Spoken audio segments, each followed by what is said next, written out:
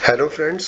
आज मैं आपके सामने लास्ट वीक के जितने भी इम्पोर्टेंट करंट अफेयर्स फैक्ट्स हैं जो कि आपके कॉम्पिटिटिव एग्जाम्स में काफ़ी हेल्प करेंगे, वो सामने लेके आ रहा हूँ। चलिए शुरू करते हैं। असम अपनी तरह का पहला लेपर्ड सेंसस शुरू करने जा रहा है 31 तारीख से। ये leopard census Sila reserve forest Changsari, NIPER campus और all India Institute of Medical Sciences Amingaon Kamrup district में करने जा रहा है। ये सेंसस एक तरह का कैमरा ट्रैपिंग मेथड उसके थ्रू किया जाता है जिसमें मिनिमम ह्यूमन इंटरफेरेंस होता है। इसमें रात के टाइम जो आपके जितने भी जंगली जानवर है या इस इंस्टांस में लेपर्ड को क्लिक किया जाता है जैसे ही उसके सामने से गुजरते हैं। इस सेंसस में 50 कैमरे इंस्टॉल किए जाएंगे 6 महीने के अंदर अंदर, और 7 दिन के अंदर इसमें हर डेटा एक्सट्रैक्ट किया जाएगा हर कैमरे से। ये पहली तरह का सेंसस है जो कि आउटसाइड प्रोटेक्टेड एरिया है वहां लेपर्ड की गिनती करेगा। इस साल 31 जनवरी को हमारा national commission of women foundation day बनाया गया, एनसीडब्ल्यू है जो हमारा। इस बार का जो 30th फाउंडेशन डे था ये, और इस बार का थीम था शी द चेंज मेकर। अब इस बात का ध्यान रखिए कि हमारे कॉम्पिटेटिव एग्जाम्स में ये दिन तो पूछे ही जाते हैं कि कब कौन सा डे बनाया जाता है, और इस पर्टिकुलर ईयर का कभी कभी थीम भी पूछी जाती है। तो आप ये थोड़ा ध्यान रखना, इसको याद कर लीजिएगा। इंडिया इसराइल अपने 30 सालों के टाइज को सेलिब्रेट कर रहे हैं।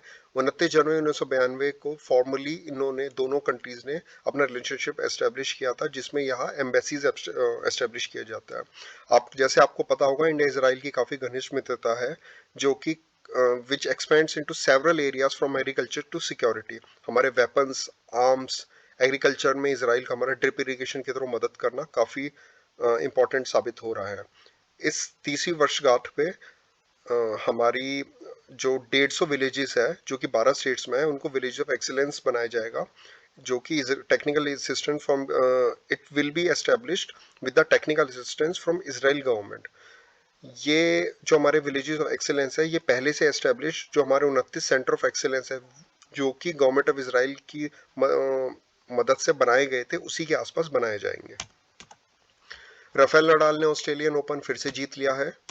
ये उनका 21वां ग्रैंड स्लैम टाइटल है, और टोटल में सेकंड ऑस्ट्रेलियन ओपन है जो टाइटल है। इन्होंने फाइनल में रशिया के डेनिल मेदवेदेव को हराया था जो कि वर्ल्ड नंबर 2 है इस समय। वही वुमेन्स कैटेगरी में एशले बार्टी जो कि ऑस्ट्रेलियन है, उन्होंने अमेरिकन डैनियल कॉलिंस को हराया है, और इस तरह ऑस्ट्रेलियन ओपन खिताब जीता है।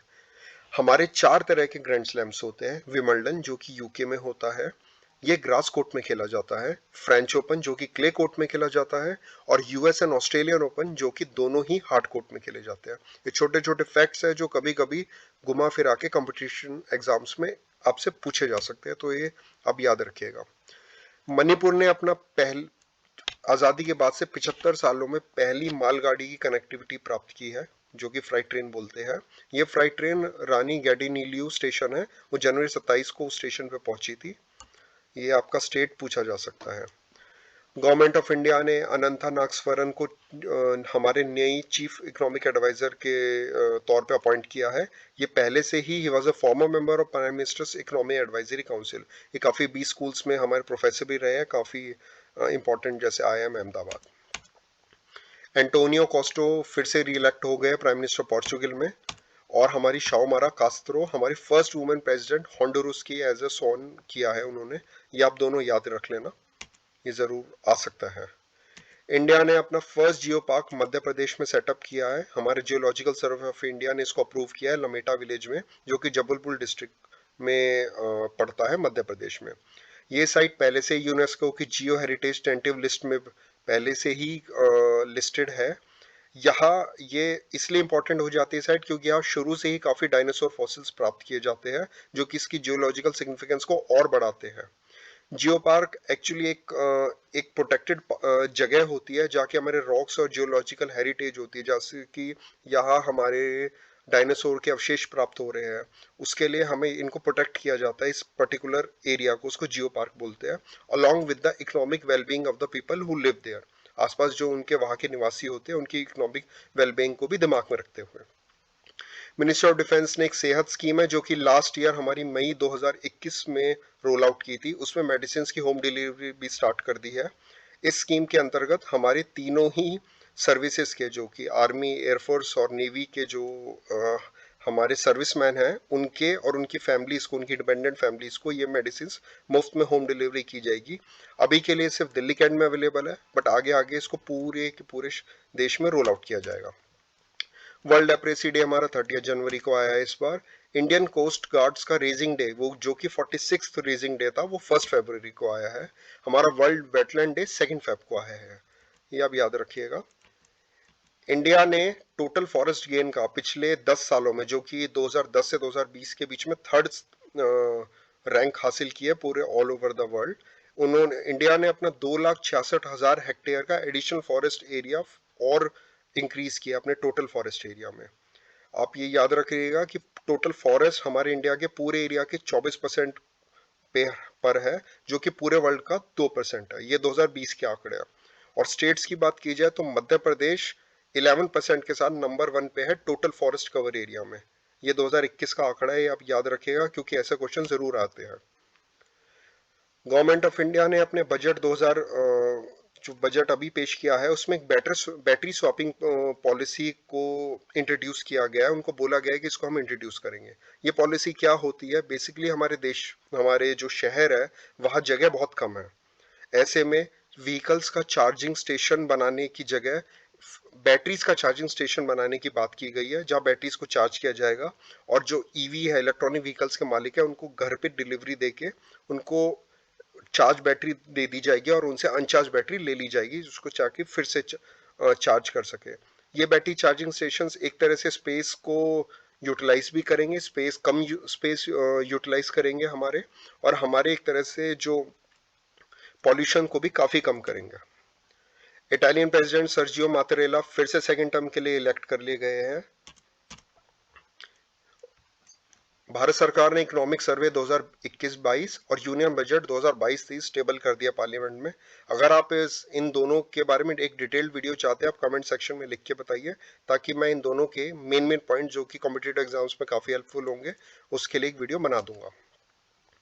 हमारे हॉकी गोलकीपर पीआर सीरीज है, जो कि अब रिटायर हो चुके हैं, जो कि हमारे वर्ल्ड जिन्होंने ब्रॉन्ज टीम जीती थी, हमारी टीम के मेंबर थे, उन्होंने world game athlete of the year 2021 जीत लिया है। ये जो मल्टी स्पोर्ट इवेंट होता है इंटरनेशनल वर्ल्ड गेम्स एसोसिएशन के द्वारा, ये हर बार ऑर्गेनाइज किया जाता है हर 4 साल में with the help of international Olympic committee. ये ओनली द सेकंड इंडियन है जिन्होंने अवार्ड रिसीव किया है। इससे पहले रानी रामपाल थी हमारी वुमेन्स हॉकी टीम की कैप्टन, उन्होंने 2019 में ये खिताब जीता था। आईआईटी धारवाड़ में global centre of excellence in affordable and clean energy launch किया गया है। ये हमारा अफोर्डेबल क्लीन एनर्जी की रिसर्च में काफी हेल्प करेगा ये सेंटर। इंडिया के एक्सपोर्ट और इंपोर्ट बैंक एक्सिम बैंक और श्रीलंका ने $500 मिलियन का लोन एग्रीमेंट साइन किया है। ये लाइन ऑफ क्रेडिट एग्रीमेंट है एक तरह से। श्रीलंका इस समय काफी फ्यूल शॉर्टेज के साथ गुजर रहा है, क्योंकि उनके बाहर डॉलर क्राइसिस चल रहा है, जिसकी वजह से उनके यहाँ शॉर्टेज हो गई है फ्यूल की। इंडिया ने एज एक गुड पड़ोसी होते हुए ये पहल की है ताकि उनको हेल्प कर सके श्रीलंका को इस मुश्किल समय में। Neeraj Chopra world breakthrough of the year award के लिए नॉमिनेट हो गए हैं। ये काफी प्रेस्टिजियस अवार्ड है। ये इस समय डैनियल मेदवेदेव, जो कि एक रशियन टेनिस प्लेयर है, और एमा रेडुकानु, जो ब्रिटिश टेनिस प्लेयर है, उनके साथ ये क्लब किए गए हैं। ये थर्ड इंडियन है जो कि नॉमिनेट हुआ है इस अवार्ड के लिए, सचिन तेंदुलकर और विनेश फोगट के बाद। हमारे Indian institute of science Bengaluru ने, आईआईएससी बेंगलुरु ने एक नया सुपर कंप्यूटर इंस्टॉल और कमीशन किया है। इसका नाम है परम प्रवेगा। ये नेशनल सुपर कंप्यूटिंग मिशन के तहत लॉन्च किया गया है। इसकी टोटल सुपर कंप्यूटिंग कैपेसिटी है 3.3 पेटाफ्लॉप्स, जो कि 1 petaflop is equal to quadrillion operations per second का। ये हमारे देश के एकेडमिक इंस्टीट्यूशन में अब तक का सबसे बड़ा सुपर कंप्यूटर है। गवर्नमेंट ऑफ इंडिया ने इस साल दो वर्ल्ड वेटलैंड डे, जो कि 2 फरवरी को आया था, 2 नई रामसर साइट्स को ऐड किया गया है। पहली रामसर साइट है Bakhira wild life sanctuary Uttar Pradesh में, दूसरी है खिजादिया बर्ड सेंचुरी गुजरात में। ये दोनों रिस्पेक्टिवली 48th और 49th रामसर साइट्स है इंडिया की। इससे पहले 47th रामसर साइट थी हैदरपुर वेटलैंड, जो कि उत्तर प्रदेश में है। रामसर साइट्स हमारे रामसर कन्वेंशन जो हुआ था, जो कि हमारे वेटलैंड्स होते हैं उनको कंजर्वेशन के लिए एक कन्वेंशन हुआ था, उसके तहत ये साइट्स हमारी घोषित की जाती है।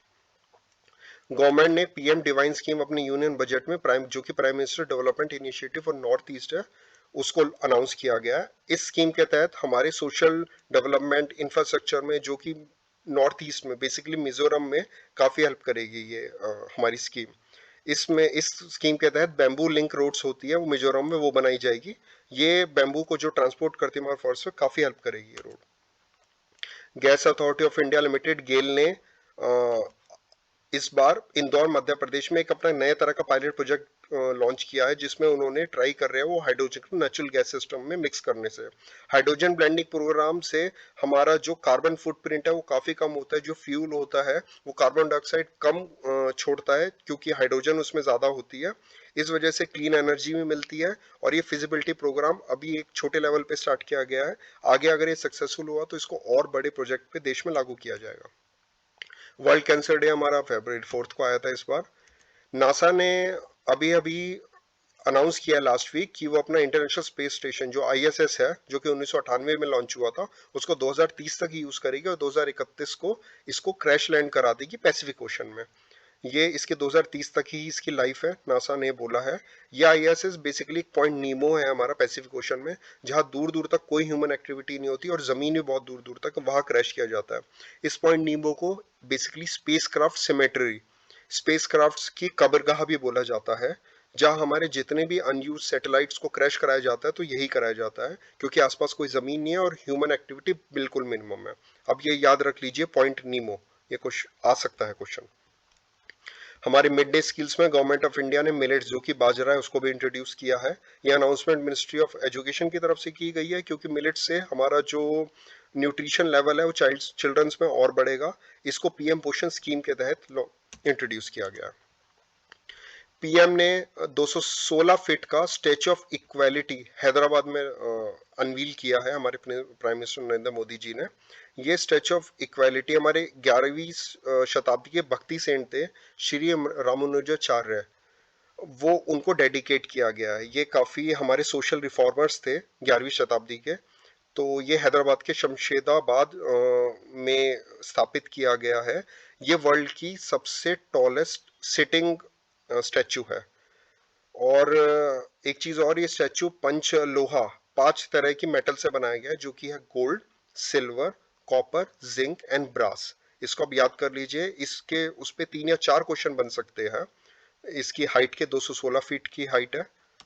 ठीक है, चलिए इस वीक के लिए बस इतना ही। आपको ये वीडियो अच्छी लगी तो इसको लाइक करिए, इस चैनल को सब्सक्राइब करिए, ताकि हमारी टीम और भी अच्छी वीडियोस आपके लिए लाते रहिए।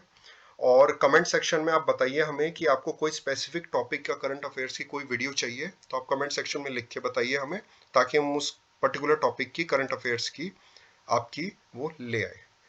चलिए, थैंक यू।